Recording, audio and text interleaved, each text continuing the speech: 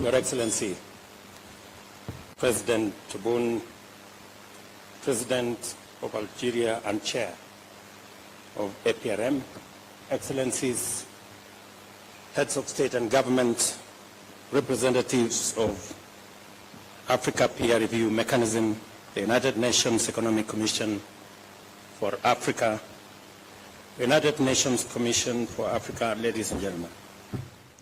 The time has come to rewrite our history and reclaim our narrative and charge the African Renaissance forward.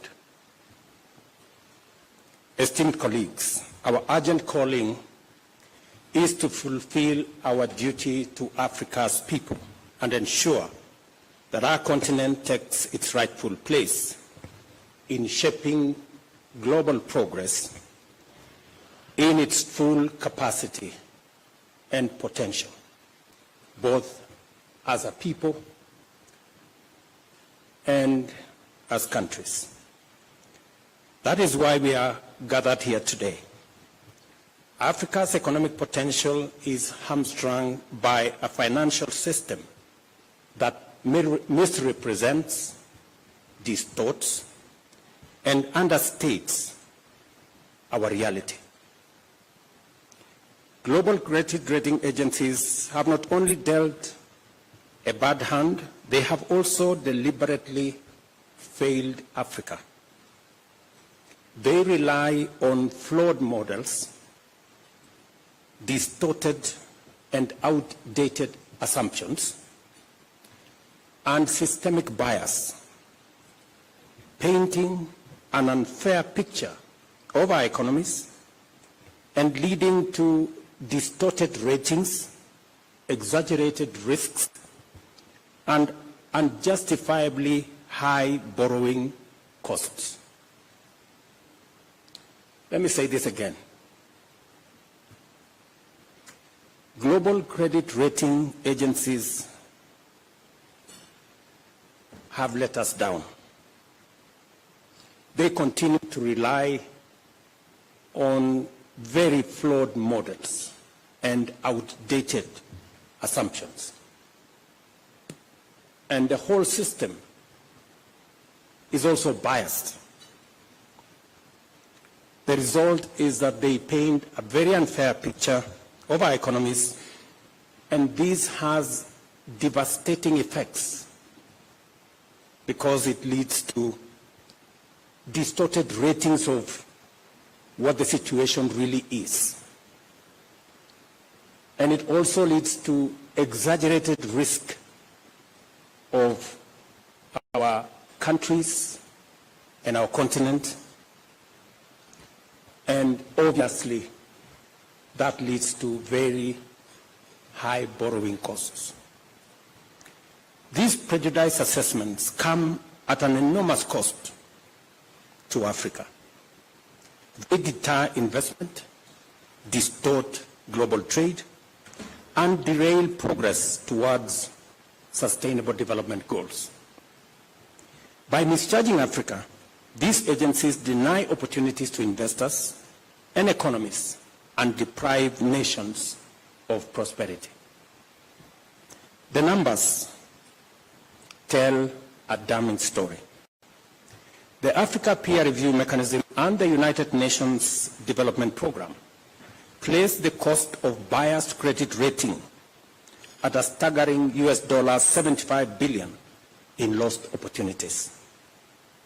In a continent abundant with natural wealth, vast arable land, billions in diaspora remittances, and the world's largest carbon sinks, credit rating agencies have delivered 94% of all downgrades in the past decade, while arbitrarily designating only 2 African nations as investment grade.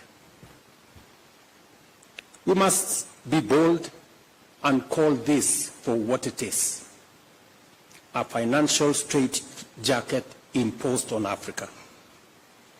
A system that punishes our economies while rewarding others, even when the fundamentals are comparable, in some cases even better. Excellencies, the foundations of global finance are supposed to be anchored on principles of fairness, transparency, and merit. Yet, these principles are disregarded when it applies to Africa. Africa will no longer accept to be misjudged by scales that overlook our reality. The winds of change are blowing, and our march forward is as unstoppable as it is relentless. An African credit rating agency is not just an alternative. It is, in my opinion, an imperative. This agency must be globally credible and backed by rigorous, credible data and driven by high reporting standards. But more importantly, it must reflect Africa's reality correctly. We will not walk this journey alone. We will build alliances east, west, and north, grounded in shared values of dignity, equity, and progress. We will hold rating agencies to account and demand accurate standards. We will leverage the experience and expertise of Pan-African credit rating, strengthening their capabilities and expanding their reach. The potential impact is profound. Research shows that a one-level improvement in Africa's average credit rating would unlock US $15 billion in additional funding. This alone would outstrip official development assistance and meet some of the critical aspects of Africa's infrastructure needs. The opportunity is within our grasp, and we must seize it.